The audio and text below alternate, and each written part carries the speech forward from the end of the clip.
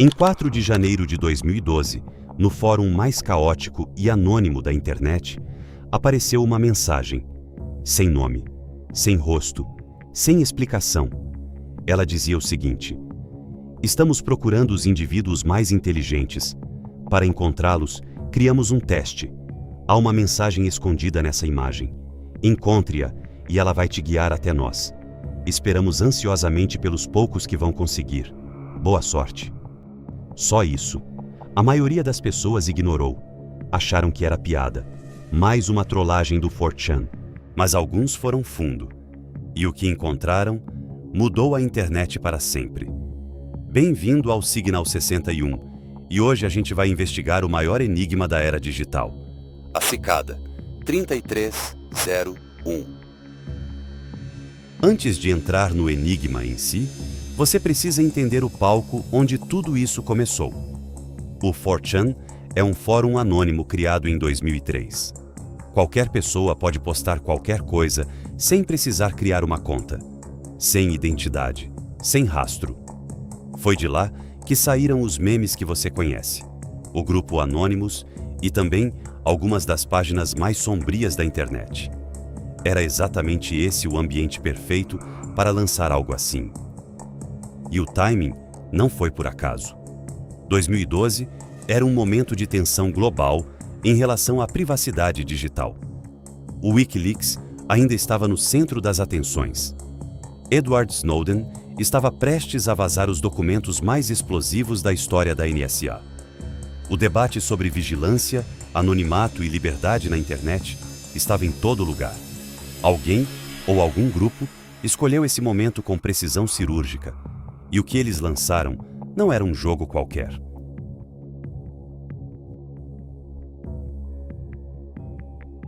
Vamos voltar à imagem.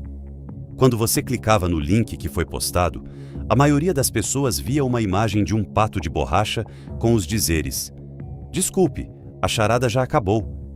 Era uma piada. Uma carapuça para quem não estava prestando atenção. Mas os que decidiram olhar a imagem com mais cuidado, os que foram no código-fonte da página, encontraram algo diferente. Uma mensagem escondida dentro dos próprios pixels da imagem. Isso tem um nome: esteganografia.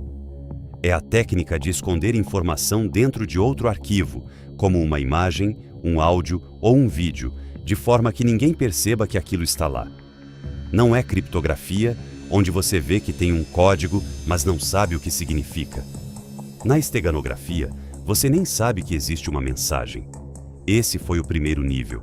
E a partir daí, as pistas começaram a se desdobrar numa velocidade absurda. Quem encontrou a mensagem escondida foi levado a um link. Esse link levava a outro desafio, que levava a outro. Cada camada mais difícil do que a anterior.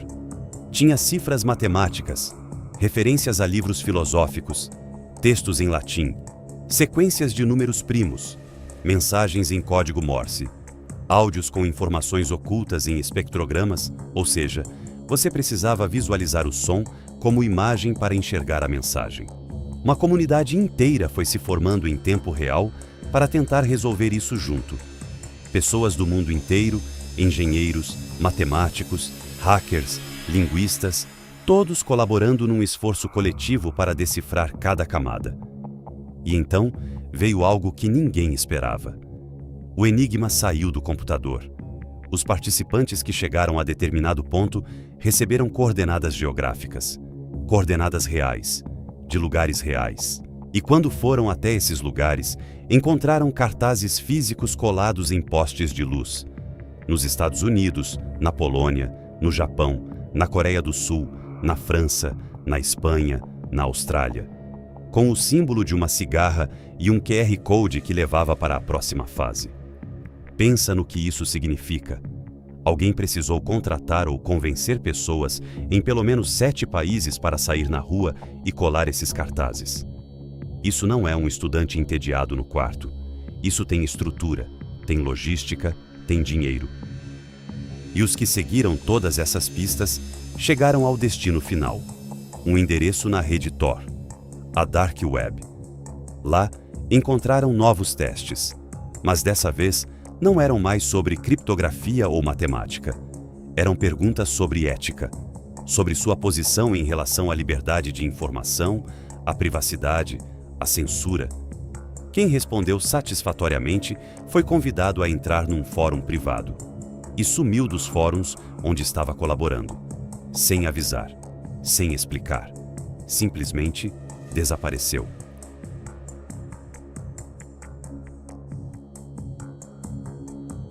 Em 4 de janeiro de 2013, exatamente um ano depois, a cicada voltou. Mesma data. Mesmo formato. Novo enigma. Dessa vez, não só no 4chan, mas também no Twitter. O alcance foi muito maior. Um dos primeiros a resolver o enigma de 2013 foi Marcus Wanner, um jovem que depois falou com a imprensa sobre o que encontrou do outro lado. Mas sobre isso, eu vou falar em detalhes daqui a pouco. Em 2014, o terceiro enigma foi lançado, mais uma vez em 4 de janeiro. E foi nessa rodada que a cicada 3301 revelou algo que até hoje tira o sono dos criptógrafos do mundo inteiro. Um livro, chamado Liber Primus, que em latim significa primeiro livro. Ele tinha 58 páginas, mas não estava escrito em nenhuma língua normal. Estava escrito em runas, misturado com criptografia em camadas, com referências filosóficas, com textos que beiram o esotérico. Algumas páginas foram decifradas, a maioria não. Matemáticos profissionais, especialistas em criptografia, comunidades inteiras de pessoas dedicadas, ninguém conseguiu quebrar as últimas páginas do Liber Primus até hoje. E muitos acreditam que o segredo final da organização, a resposta para tudo, está escondida ali dentro. O enigma de 2014 também permanece sem solução. É o único dos 3 que ninguém, em nenhum lugar do mundo, conseguiu terminar. Em janeiro de 2015, nenhum novo enigma foi publicado. O silêncio havia começado.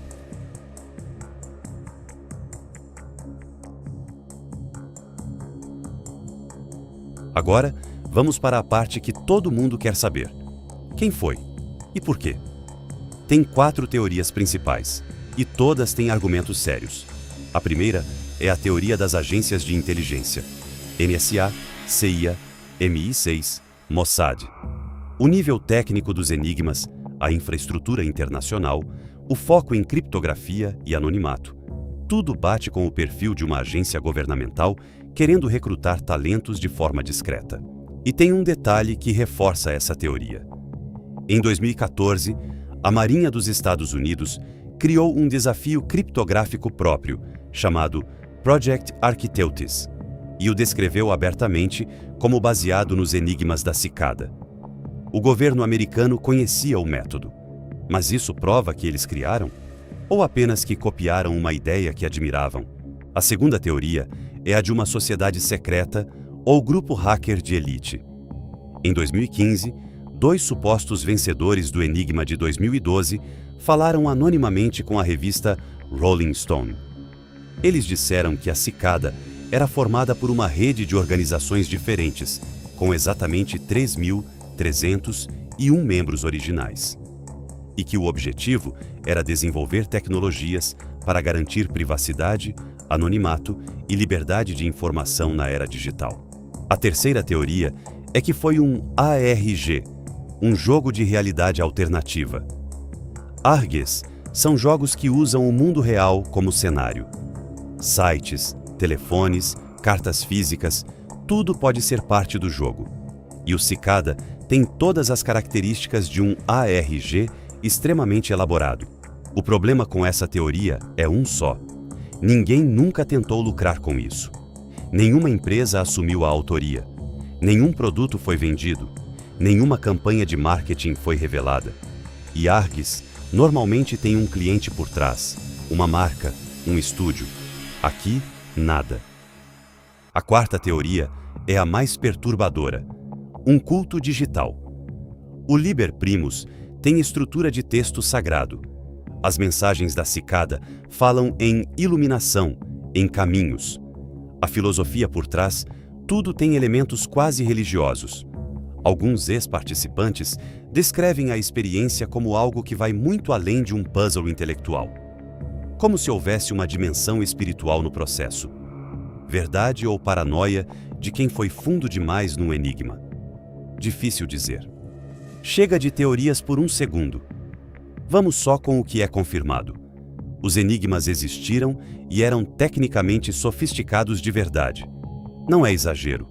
Especialistas em segurança digital confirmaram que o nível técnico era de alto profissional. Havia infraestrutura física internacional. Cartazes em pelo menos 7 países não se colocam sozinhos. Pessoas reais resolveram partes dos puzzles e foram recrutadas para algo. Marcus Banner existe. Deu entrevistas. Outros também. A organização usou criptografia PGP de nível profissional em todas as comunicações, o que significa que qualquer mensagem sem essa assinatura pode ser descartada como falsa. O Liber Primus existe, está disponível online e ainda não foi totalmente decifrado. A última comunicação oficial foi em abril de 2017. E o que não sabemos, a identidade dos criadores nunca foi revelada. O propósito final nunca foi confirmado publicamente. E o terceiro enigma, de 2014, permanece sem solução. A cicada alcançou exatamente o que queria. Encontrou os mais inteligentes e os fez desaparecer. E o Liber Primus ainda está lá, online, esperando. Se você quiser tentar, as páginas não decifradas estão disponíveis e a comunidade ainda está ativa. Talvez você seja o próximo. Deixa nos comentários qual teoria você acredita. E se inscreve, porque o próximo caso é ainda mais estranho do que esse. Até lá!